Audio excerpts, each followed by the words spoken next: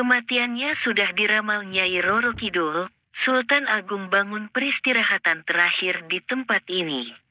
Sumber, https://intisari.grid.id/red-penulis, Moh.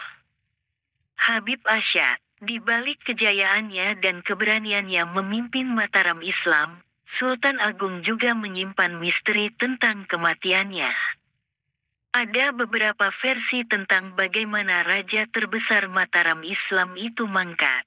Sultan Agung adalah raja ketiga Mataram dan dianggap sebagai raja tersebar di kerajaan itu.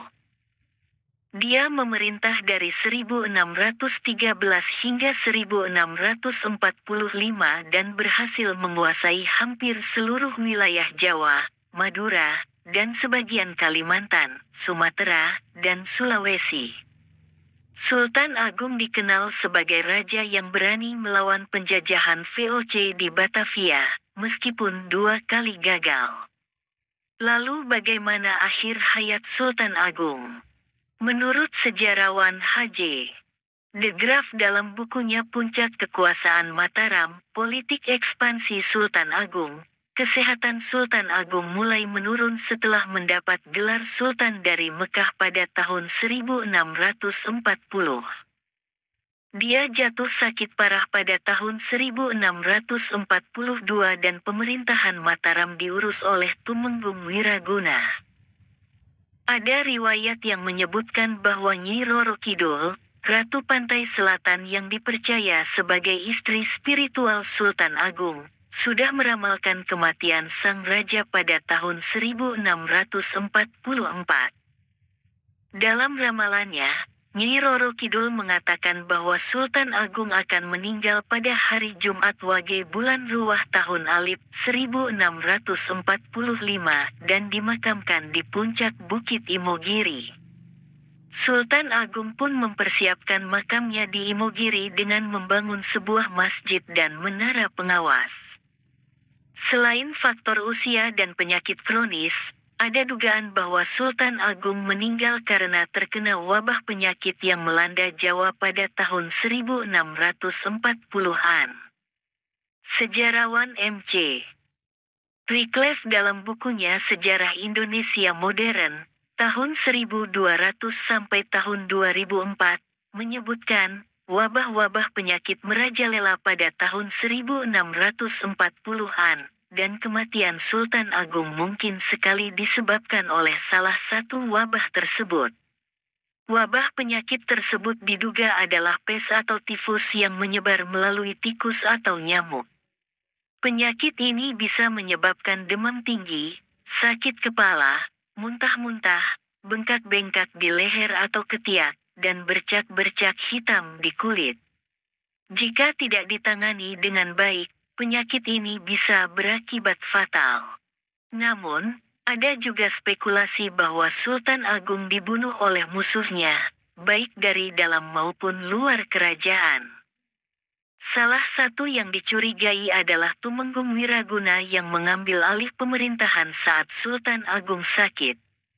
Ada yang mengatakan bahwa ia meracuni makanan atau minuman Sultan Agung agar bisa menggantikannya sebagai raja. Selain itu, ada juga kemungkinan bahwa Sultan Agung dibunuh oleh VOC yang ingin menghentikan perlawanan Mataram. VOC mungkin menyusupkan agen-agen rahasia atau mata-mata yang berhasil membunuh Sultan Agung dengan cara licik. Sayangnya, tidak ada bukti kuat atau saksi mata yang bisa membuktikan teori-teori tersebut. Sultan Agung meninggal dunia pada tahun 1646, kira-kira antara awal Februari dan awal April. Dia dimakamkan di kompleks makam Imogiri yang ia bangun sendiri. Makam Imogiri atau Pasarean Imogiri adalah kompleks pemakaman raja-raja Mataram Islam beserta keturunannya. Lokasinya berada di Bukit Merak yang dinamai Pajimatan Imagiri. Makam Imogiri memiliki gaya arsitektur yang merupakan perpaduan antara Hindu dan Islam dengan ciri utama bata merah yang mendominasi area makam bagian atas yang mengedepankan arsitektur Islam, abad ke-17. Makam ini juga memiliki sekitar 300 anak tangga yang harus dilalui pengunjung untuk mencapai area makam. Makam Imogiri menjadi saksi sejarah dari kejayaan dan kegagalan Sultan Agung dalam membangun kerajaan Mataram yang luas dan kuat. Sultan Agung juga mewariskan berbagai warisan budaya dan tradisi yang masih dilestarikan hingga kini, seperti kalender Jawa, aksara Jawa, wayang kulit, gamelan, tari-tarian, dan lain-lain. Sultan Agung adalah salah satu tokoh inspiratif yang patut dihormati dan diteladani oleh generasi penerus bangsa. Ia adalah raja yang berjiwa besar, berhati mulia, berani melawan penjajah, dan mencintai rakyatnya. Kematiannya sudah diramal Nyai Roro Kidul, Sultan Agung bangun peristirahatan terakhir di tempat ini. Sumber, https://intisari.grid.id/red-penulis, Moh. Habib Asyad, di balik kejayaannya dan keberaniannya memimpin Mataram Islam, Sultan Agung juga menyimpan misteri tentang kematiannya. Ada beberapa versi tentang bagaimana raja terbesar Mataram Islam itu mangkat. Sultan Agung adalah raja ketiga Mataram dan dianggap sebagai raja tersebar di kerajaan itu. Dia memerintah dari 1613 hingga 1645 dan berhasil menguasai hampir seluruh wilayah Jawa, Madura, dan sebagian Kalimantan, Sumatera, dan Sulawesi. Sultan Agung dikenal sebagai raja yang berani melawan penjajahan VOC di Batavia, meskipun 2 kali gagal. Lalu bagaimana akhir hayat Sultan Agung? Menurut sejarawan H.J. de Graaf dalam bukunya Puncak Kekuasaan Mataram, Politik Ekspansi Sultan Agung, kesehatan Sultan Agung mulai menurun setelah mendapat gelar Sultan dari Mekah pada tahun 1640. Dia jatuh sakit parah pada tahun 1642 dan pemerintahan Mataram diurus oleh Tumenggung Wiraguna.